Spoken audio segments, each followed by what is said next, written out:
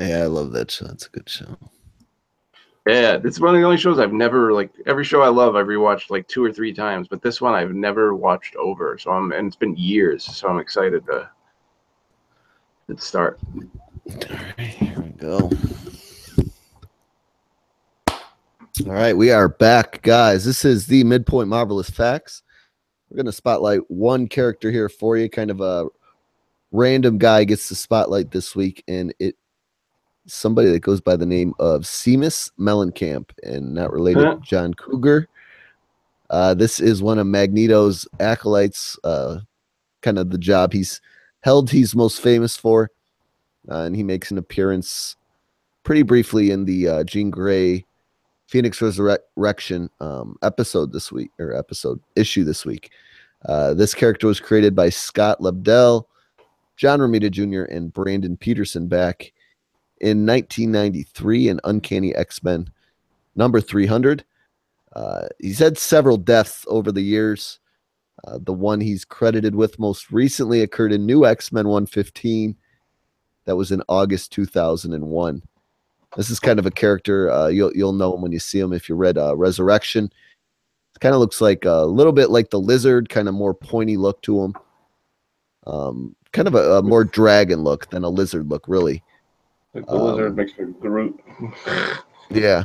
He's just a really average run-of-the-mill mutant that was kind of abused as a kid to be angry and see things Magneto's way, which is why he joined the Acolytes.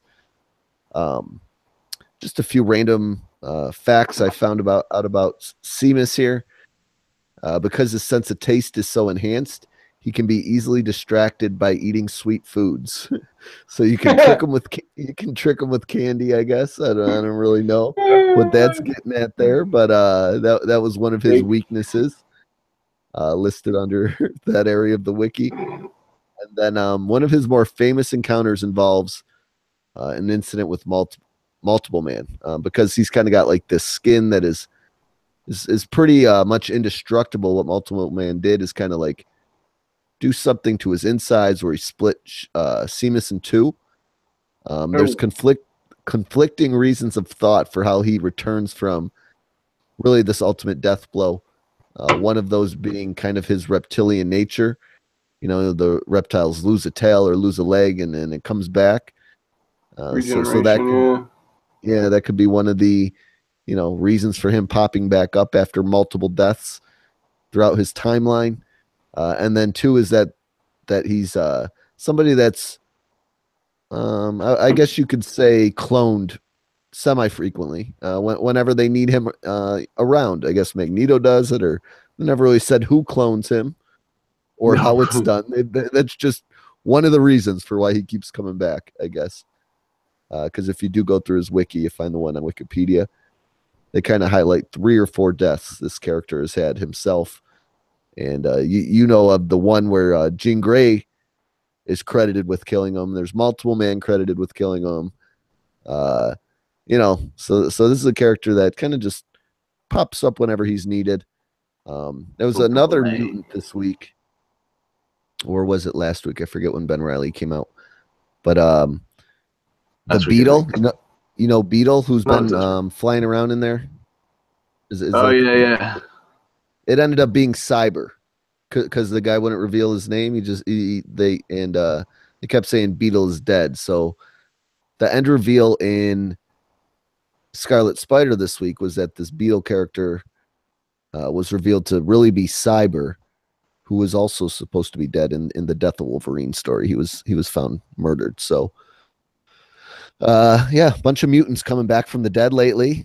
Seems to be kind of a theme, villains and heroes. So, sign me up for that, whatever. As long as the heroes come back, I don't care what bad guys you bring back, really. they can coming back. I just like seeing them. So I thought I was going to do Cyber, but we didn't cover the book. And I feel like that confuses people sometimes when we do a midpoint fact for a book we're not covering. They're like, oh, where the fuck was that character when we talked about it? So if you're looking for some cyber action, not AOL chat days cybering, we're talking about I was just gonna say, I was like, that just sounds funny. We're talking about X-Men's version of Cyber. He's in Scarlet Spider, so you can go there. But we're going to send it off to book section 2 here and turn it over to Trevitt for Thanos number 14, second issue of Coates' run, taking over for Lemire. And if it's something you're looking to jump on to, you don't really need to have read a lot of the Lemire stuff to really follow what's going on here. Just kind of like a fresh jumping on point with a new writer and a new team, and it's been pretty good. So Trevor's going to let us know how issue 2 has turned out with the futuristic Ghost Rider. Yes. Stealing some of the Thanos spotlight lately because he's been a fun character, at least in the first issue. Yeah, I want to see more of him. So Thanos number 14, written by Donny Cates, with art by Jeff Shaw, colors by Antonio Fabela, with letters by Virtual Calligraphy's Clayton Cowles. Also, cover by Jeff Shaw. Beautiful cover, too. I think some of Jeff Shaw's greatest stuff. So, yeah. I actually like the first actual page, like when you open the book. Yeah. That looks awesome. Colors, too. Just fucking beautiful. So the solicit goes a little something like this. Thanos wins part 2. Thanos has journeyed to the end of time, to the moment of his complete victory. And he's not happy with what he sees. Writer Donny Cates and artist Jeff Shaw from God Country continue the tale of the Mad Titan's biggest glory and ultimate shame. Is Thanos ever happy? It's kind of an oxymoron in the yeah. You know what I'm saying? Never fucking happy. That motherfucker's never. I don't think I've ever seen him happy. Even with his future, he's not happy. I mean, I've seen him smile when someone's dying, but that's about it. I don't think I've ever seen him happy. I mean, come on, like this guy, every time he finds out he has a kid, his first instinct is to find them and murder them. So, or dismember him like he did Nebula. Yeah. So we got a really cool opening that I wanted to read because I really thought it was really well written. So we open up to the first page. We get the picture of Thanos, like kind of hovering over the moon. You see like the universe in the background with all its beautiful colors, and then the moon in front, or at least it looks like the moon, but I'm guessing it's Earth in the future. And Thanos just kind of posted in the background over it. So you get some narration, and it goes like this. It was really well written. It says, in the eyes of infinity, a beginning and ending are almost entirely indiscernible. The explosion that ends one universe gives birth to another. The dinosaurs went extinct the very same second the asteroid that ended them spun out of its orbit. A man who dies from a gunshot wound was dead the moment the bullet was created. These events, though hours or even millions of years apart, happen in the span of a hummingbird's heartbeat in the eyes of the infinite, tied together on a course plotted by destiny, or perhaps by doom. It is in this way of thinking that the universe as you know it ended the day Thanos was born. I just thought that was the coolest fucking way to open a book, right? Like, yeah, fucking badass. So we open this issue with that, and then after that, we get the day that Thanos was born. And how his mother went crazy that very day just speaking his name. Technically, we find out that, we learned that Thanos was not the name that she had picked for him, but when she laid her eyes on like this purple mutant of a child, because everybody kind of looks, where he's from, looks, human and kind of normal, and he came out this purple, weird looking glob. Thanos just slipped the name. Yeah. So the name Thanos just slipped out of her mouth. And when she said that, she just went absolutely insane because, I mean, I think that seems about right. So like, even like right now, if a woman out there anywhere had a baby and it came out this purple mess with these crazy blue, like deep royal blue eyes, they would go pretty fucking insane that just came out of their bodies. So that makes a little sense. All of this will come into play later in the issue. If, when you start this issue with what comes after this page, you're wondering, why the fuck did I need to see this? You'll find out. So next, we get a splash page that just recaps, what he became in the future by showing us various battles from events, crossovers, and storylines throughout his history. It's all the stuff we have pretty much seen before, but put together beautifully by Jeff Shaw. So, that's something new about it. It's get different art spin on it. You know, you get him fighting the Avengers, him fighting Adam Warlock, the Guardians, Galactus. You know, you could tell some's from the future that we haven't seen yet, but the majority of it's stuff that you've seen in Thanos' history. So Yeah. then we get a peek at what the Thanos of the future went through and how death really never came for him. And we see what he's been up to. And over the years, while Earth heroes got old and weak, he just grew stronger. So we get panels of him killing Namor and the X-Men, then the Avengers and the Guardians. Even Maestro gets taken down. Doesn't which Drax is look all fat and out of shape in that panel? He does. He's got like a big fucking beer gut. He's got a...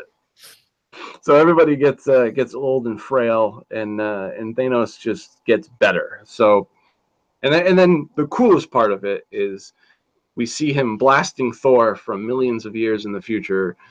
So if you've ever read Jason Aaron's run and you know, from God Bomb and on, like even now, like with the Thor 700, if you see that old Thor in that badass armor and he's got the fucking patch over his eye and he's just like the super old man, that's the Thor he's fighting. And he even takes him out, which is funny because, you know, that Thor fought Galactus in the Aaron run. So, you know, it's just like a series of splash pages detailing Thanos' history. The next one is, you know, pretty much towards the end of it all, where he had his final win. There's you know, we see everyone's dead. There's just a pile of dead bodies on the ground. All Galactus, the Watchers, all of Earth's heroes, all fucking dead, laying there on top of each other. And then the Celestials are on their way to judge Thanos, because that's what they do. They judge, they destroy. So he's sitting there waiting for them to make their way over to him, and they look fucking badass and terrifying. Huge. Right? They're huge. Yeah. And they're fucking terrifying. Like if you see a Celestial, they're fucking scary looking. They really are. So Thanos is chilling out, and while he sits and he waits for them, he's got Black Bolt on a chain by his side like a pet dog. So Thanos gives the chain a tug and makes Black Bolt cough, which gives a sonic blast so powerful that it vaporizes all of the Celestials, like completely vaporizes them and pretty much washes the Earth clean of all life at the same time, which gives you a real big show of how powerful Black Bolt actually is, you know? So once somebody gets him under control, you know, it's all fucking over. One scream, and that's the end of your planet. So young Thanos is so then the next page we get a picture of the crater from, I guess, where this all happened, where Black Bolt gave that scream and ended it. You know, Ground Zero, where Black Bolt screamed from. Yeah. So and it makes sense, because in Ground Zero, Thanos builds this giant temple built from the bones of the dead Celestials, which is kind of cool. So that's what that giant that temple over there is made out of, the bones of the Celestials. And old Thanos is sitting on his throne made from the helmet and skull of Galactus, with Ghost Rider by his side. And right there and then we're picking up from where we left off in the last issue, where Thanos meets Thanos. So young Thanos standing in front of old Thanos, and you know, if he's just not impressed, he's kind of pissed. He's just been dragged through space and time by a Ghost Rider that he's not familiar with, and he gets put in front of this guy who looks like an older version of him. So, you know, he does what Thanos, what do you think he would do? He immediately fucking punches him. Yeah, that splash page looks awesome too. It does. He immediately punches him. You hear a boom, probably like a sonic boom. He hits him so hard, and old Thanos goes flying. So, you know, he's pissed. The younger one. Nobody puts him in chains and drags his ass around. Period. Never mind through time. And he's not buying the Graybeard version is the real deal. Like, he thinks this is some kind of trick. So the old him is telling him to chill the fuck out. You know, he didn't bring him here to fight. And the young Thanos isn't really hearing him. He goes to stomp him, like curb stomp his ass, and then fucking Ghost Rider steps in and he tells Thanos just to, you know, just chill. And he's not scared. They basically let Thanos know he's not scared of him. He can't be killed. He's already dead. So don't bother trying to pull any fucking shenanigans. And Thanos wants to put it to the test. So he grabs Ghost Rider by the head and starts to crush his skull, which just looks fucking awesome. Color, art, everything. And so yeah. So he tries to tell him to calm down. Let's just be rational about this. But Thanos is just not hearing it. And when he grabs the Ghost Rider and he begins to crush his skull, he all of a sudden he hears fucking the old man Thanos scream, no, please, like don't, because he's fucking alone. He's a lonely old man. He's really, really lonely. This is the only company he has is this crazy Deadpool Ghost Rider. So old Thanos says, he tells the younger one, please, I need your help. So Thanos drops the rider, which, you might figure, oh, okay, he's going to help him, right? So no, he's not. He goes over to the older Thanos and kicks the shit out of him. Yeah, knocks him out and throws him. Yeah, knocks him right out of the temple, right through the wall. He goes flying like a quarter mile down the fucking road. And, the problem is young Thanos, he just doesn't believe it. He doesn't believe that this old man is is him. Yeah, because when he screams, lost his edge basically. Like the way because please is shocking him, and he's now like I don't know, begging for him to help him, and he's like, you're an because Thanos doesn't beg. Like he doesn't beg for help. He doesn't say no, please. These are just things that aren't in Thanos's vocabulary. Like he just doesn't say these things. So he goes to fight, and they trade a few blows, and then old Thanos released a ridiculous blast, which is so huge that regular Thanos just looks like a tiny little dot inside the blast because he's super powerful. Like at the same time, younger Thanos might think he lost his edge, but old Thanos has gotten to the point where he's like beyond measure of power that the younger one could even try to take him on, even though he thinks he is. So he beats him back, and then younger Thanos stops for a minute and pauses because he's super fucking powerful. So now he's starting to think this could be fucking the real deal. And then the old Thanos says his real name. He tells him, he's like, you talk too much. It's kind of ridiculous. You talk too much, Dion. Like seriously, his name's Dion. Come on. But and that's just like the look on Thanos' face, like the shock. He knows his name. He's only heard it once. The day he murdered his mother said his name. So nobody else in the universe ever heard his real name spoken before. So he knows that this has to be the real deal now. This has to be him because only he has ever heard his name being said, and the only other person who knows it is dead. And then the beginning of the Lemire run, he fucking murdered his father, so he's not around anymore. So yeah. And at that very moment, young Thanos decided to help his older self, and he asked him what he needs. And the old man tells him that he's lost someone, and he needs help to get them back. So Thanos asks who it is, and then when we flip the next page, there's a gigantic statue of Lady Death in a river of blood, which is appropriate. And then we get a to be continued. So that's crazy. I don't know where Lady Death is, if she's dead or, she just doesn't want to fuck with Thanos anymore because he killed everybody and it's kind of boring. Yeah, I mean, Earth is just a wasteland. It's just fucking skulls everywhere and dirt and rivers of blood, so that's no fun. But anyway, so this book was like really fucking damn well written. I loved every second of it. The recaps in the beginning were great, even though not much happened in the book except for a bunch of recapping and fighting. I was still engaged with the story and intrigued. The art by Jeff Shaw was incredible, probably some of the best art I've seen him do, period. The recaps of the future Thanos stories looked fantastic. Antonio Fabula's colors were gorgeous. His purples and blues are fucking magical. This creative team is a perfect successor to the Lemire Deodato / Peralta run, and I can't wait to see what's coming next. It's definitely a buy. Yeah, this is probably some of my favorite art, like at Marvel right now. I really like how this dude draws. The future, the past, all the Thanos stuff. It really looks great. Oh yeah. Like you said, there's the story really doesn't move forward much this issue, and we didn't get a whole lot of my favorite new character, this future Ghost Rider, but I think he'll play a larger part next issue because based on the hints in the Oh back of yeah. the book. But you know, it's definitely a buy. This is after 2 issues, probably my favorite legacy book, I would say. Out of all of them that, you know, got the legacy banner or whatever. Yeah, by two. It's just fun craziness. So you know, I've been getting a little more into the space stuff lately, like we kind of declared a few weeks back. The Marvel space stuff is kind of where it's at right now. It's more interesting personally to me. They got it going on. Yeah, so we're gonna send you guys off after a couple buys in a row to Jean Grey. Let you know what we thought about that one, and we will be right back. A positive week, All right. except for Yeah, Spider-Man. it was a good week. Yeah, I know that book sucked.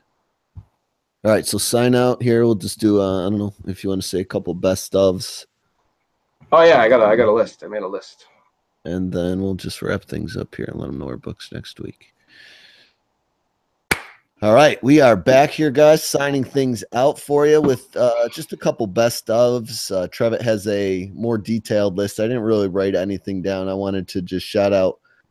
I know we said a couple titles 2 weeks ago, as far as best books that we were reading or stuff, but I wanted to give one more little credit that I always champion and is coming to an end. So if you haven't tried it out, I really dig Unbelievable Gwenpool, and the writer Chris Hastings is actually, you know, I look forward to him maybe getting another Marvel book next, because I kind of took a character I had no interest in at all, and really gave 25 issues of just good story and well organized and set up arcs that really kind of fleshed out the character, gave her a backstory and some cool fourth wall breaking powers, which we've been dealing with this year. And I'm personally a fan of fourth wall breaking stuff when it's done right, and not just like used in a cheesy Deadpool kind of humor sort of way. Yeah. And this was kind of like Animal Man-ish, fourth wall type stuff. So I really like that book. That it wasn't as good, I wouldn't say, this year as last year. Like, I didn't enjoy it as much, but just overall as a series, it was one of my favorite that Marvel's put out, and I gave a chance, and I was happy I did. But yeah, those would kind of be best ofs for me: Gwenpool and Chris Hastings, and Guru, who's the artist, the main artist that usually does that book. And even like the holiday special she was in, they didn't come out with one this year, but the last 2 years were really funny, well done issues too. So that's my shout out for best of. And then if you want to hear my other best of stuff, I shouted out a couple other books. I think they were Old Man Logan and forget what the other one was, but yeah, that's where you can hear some of my best of stuff. But Trevor's got some organized thoughts here for you guys. We're gonna let him roll before we wrap things up here for the night. Go ahead, Trev. So I got a big list from like books to writers to artists to all that. So my best writer this year was definitely, it's Jason Aaron, because like a lot of the new Marvel guys just too new to frame for the whole year. So Yeah, I think like Jason Aaron did the best work. Yeah. So between Star Wars, The Mighty Thor, Marvel Legacy, I enjoyed his Doctor Strange. Like, he's just probably the best writer they have right now. All year he did the best stuff at Marvel, even when Secret Empire was going on and all. A lot of books were really down and kind of crap. They really dug themselves out of a hole after Secret Empire. So he was the one bright shining star through all the garbage. My artist this year was a surprise. I chose Rod Reis because Rod Rice. I mean, he was always the inker. If you read DC stuff and you love Ivan Rice, I think they might be related. I think they're brothers, because Ivan Rice never did anything that Rod Rice didn't fucking ink. And not ink, colorist. He was a colorist. Like, Ivan Rice never did anything that Rod Rice didn't color. But now Rod Rice isn't a colorist anymore. He does art, and he did some stuff on Secret Empire that was pretty beautiful. He did this series on Image called Hadrian's Wall, and he also did some work on Guardians of the Galaxy. He also did one of the Marvel Legacy premiere pages for Daredevil, and it was absolutely gorgeous, very reminiscent of like the Alex Maleev Daredevil, and really makes me want to see Rod Rice do some Daredevil work. But inker, I couldn't choose an inker because everybody that I love does their own inks. Like any great artist out there nowadays, they do their own inks. They don't like, you know, I noticed that, like, I flipped through like almost every Marvel book, and every artist did their own inks. Like when you go to DC, they usually have inkers, but over at Marvel, a lot of the artists just do their own shit. So colorist, it was a toss-up for me between Rochelle Rosenberg and Justin Ponser, because Justin Ponser on Defenders, like those colors just are fucking insane. Like the characters have like texture. It's the clothes, like leather jackets look like leather. Like it's just ridiculous. Lettering is Clayton Cowles, obviously, because he's fucking Clayton Cowles. And then best new writer definitely goes to Donny Cates, because even though he hasn't done much at Marvel yet, what he has done has been fucking like fantastic. Like I wanted to choose Ed Brisson because he's done a lot, and he's done a lot of great things. But to just Donny Cates' start off for the 2 issues of Thanos, like 3 or 4 issues of Doctor Strange right now, there hasn't been a down moment in any issue he's written, and I just feel like he's going to continue on that trend, and he's going to be the Jason Aaron. He's going to be the guy who's going to be writing all these amazing Marvel books, and like once they start getting back into big events, he's going to be the one doing the next one, and it's going to be amazing. I just know it. And I got some favorite books for every company. I got for Marvel, I got Guardians of the Galaxy. For DC, I got Nightwing, The New Order. I like Black Hammer from Dark Horse, and then Image was a 4-way tie between Paper Girls, Kill or Be Killed, 7 to Eternity, and Reborn. I loved all 4 of those books this year, and I didn't love any one of them any less, so I couldn't choose. I couldn't. Like it's too good. They're all too good. If I had to pick an indie, mine would be 7 to Eternity. I really like that one a lot. So good. I can't. Is it on a long break right now? Yeah, it's on a 3 or 4 month break. I think it's going to be back in like March or something like that. Maybe March. Yeah. So yeah, there's 2 trades out for that one. Check that out. Like Travis said, I think you mentioned that one. And I don't know, for DC, I think I would say White Knight. I've really dug White Knight so far. Kind of like an amalgam Batman story that's painting Batman as a little bit of the bad guy for now, but and Joker is the good guy. So it's kind of a mismatch. You get a little bit of animated series look and history in there. So yeah, if you like the cartoon as a kid, that I'd suggest you check that out too. But we're gonna wrap things up here, guys. You know how to reach us: Twitter, Madness Marvel 1, email marvelmadness0@gmail.com. We're gonna bring you guys 3 books next week. We got one new series coming out, an X-Men miniseries, Rogue and Gambit. So we're gonna check that out. Hopefully it's less rom-com and more like just random action fun. That's what I'm hoping for anyway. Phoenix Resurrection Part 2 we're going to cover for you guys. And then Guardians of the Galaxy final issue before it goes all full gem on us and spins off into all that Infinity stuff or whatever it's called, Hunt for the Gems. I forget the name of it.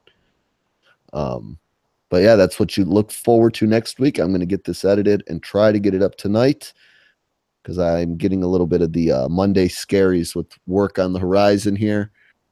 But yeah, we'll talk to you guys next week. You know where to find us. Trevitt's new @ handle, @TrevittTrev. So make sure to follow him if you haven't already. And I'm at Beamer3660. So peace out, guys. Talk to you next week. Peace.